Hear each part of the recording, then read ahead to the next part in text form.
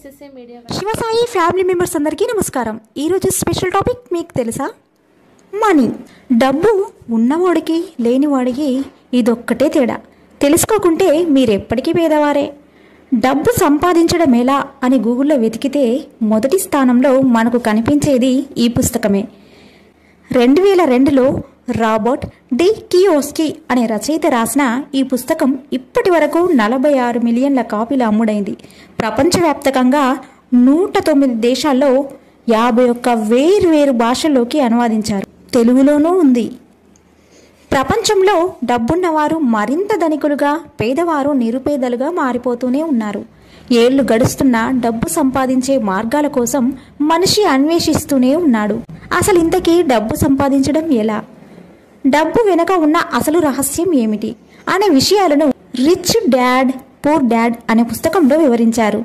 మరిలా అయితే ఈ పుస్తకం చదివిన వారంతా ధనవంతులవుతారా అని మీకు సందేహం కలగవచ్చు. ఈ పుస్తకంలోని అసలు సారాంశాన్ని గ్రహించగలిగితే డబ్బును తేలికగా సంపాదించుకోవడం ఎలాగో మీకు తెలుస్తుంది. రిచ్ డాడ్ పూర్ డాడ్లో ఉన్న సీక్రెట్స్ ఏంటో క్లుప్తంగా తెలుసుకోండి. నిజానికి ఈ పుస్తకం చదివిన వారంతా ధనికులే అయిపోరు. ఇందులో రచయిత చెప్పాలనుకున్న అసలు సారాంశాన్ని అర్థం చేసుకోగలగాలి. తద్వారా మీకున్న అన్ని ప్రశ్నలకు సమాధానం దానికదే దొరుకుతుంది. ధనవంతులు కావాలంటే డబ్బు సంపాదించాలనే అపోహను ఈ పుస్తకం పటాపంచలు చేస్తుంది. కష్టపడి పని చేస్తేనే కనకవర్షం కురుస్తుందా అని సందేహాలు కూడా ఇందులో వివరణ ఉంది. రాబర్ట్ తెలిపిన వివరాల ప్రకారం మీకు ఆర్థిక పరిస్థితి మీ తెలివితేటల మీదనే ఆధారపడి ఉంటుంది. ఈ విషయం అర్థం చేసుకోలేకపోతే మీరు ఎప్పటికీ పేదవారుగానే ఉండిపోతారు.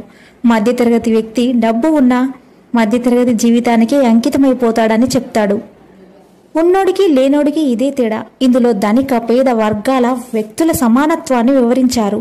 పేద మధ్యతరగతి వారు బాధ్యతను స్వీకరిస్తూ తెలివైన వ్యక్తులు మాత్రమే డబ్బును సంపాదించగలరని అంటాడు.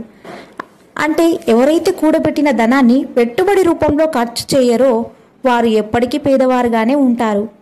ఉదాహరణకు స్టాక్, బాండ్స్, రియల్ ఎస్టేట్ మొదలైన వాటిలో పెట్టుబడి పెట్టి మళ్ళీ దాని ద్వారా ఎక్కువ డబ్బును సంపాదించగలిగేవాడే ఎప్పటికైనా ధనవంతుడు కాగలడని రచయిత చెప్తాడు. ఇలా తన దగ్గరున్న డబ్బును బాధ్యతలు తీర్చుకోవడానికి కాకుండా సరికొత్త పెట్టుబడుల కోసం దారులు వెతికే వాడే తెలివైన వ్యక్తి అని పేర్కొంటారు. కేవలం ఈ పుస్తకాన్ని చదివి దగ్గరించుకోవడం వల్ల ఎలాంటి ప్రయోజనం ఉండదు. దాని గురించి పరిశోధన చేయాలి. సంక్షిప్తంగా చెప్పాలంటే మీరు ఒక స్టాక్ మీద పెట్టుబడి పెట్టాలనుకుంటే దానిని మీ కంపెనీగా భావించాలి.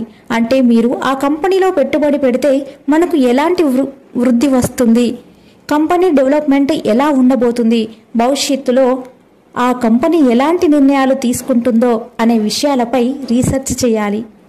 ఈ పరిశోధన చేసిన తర్వాతే నిర్ణయం తీసుకోవాలి. సో అసలు విషయం ఏంటంటే ఎవరైతే కూడబెట్టిన ధనాన్ని పెట్టుబడి రూపంలో ఖర్చు చేస్తారో వారు ఎప్పటికీ ధనికులే. అలా పెట్టుబడి రూపంలో ఖర్చు చేయరో వారు ఎప్పుడు పేదవాళ్ళగానే ఉంటారు. ఎస్ఎస్సి మీడియా 1 ఛానల్, నేను మీ Divya Kiran. Thank you to all. So విన్నారు కదా అండి. ఈ వీడియో కనుక మీకు నచ్చినట్టయితే like, share, comment and do subscribe and click the bell icon. Thank you SSC media 1 channel.